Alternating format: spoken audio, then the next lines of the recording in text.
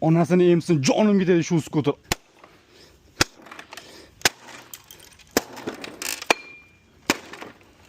Xullas akalar, sizlarda ham shunaqa holatmi? Umuman muammo qilmanglar. Xudo xolasa Armada Motors kelsanglar, shunaqa plastmassadan tortib kichkina boltigacha topib ketsanglar bo'ladi akalar.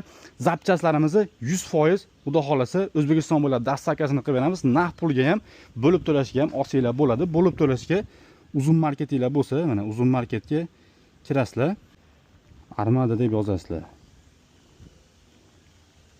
Mana Armada Motors kelib chiqadi. Skuter deysizlarmi, zapchast deysizlarmi, hamma yo'qni bo'lib to'lashga 3 oydan 12 oygacha olsanglar bo'ladi akalar.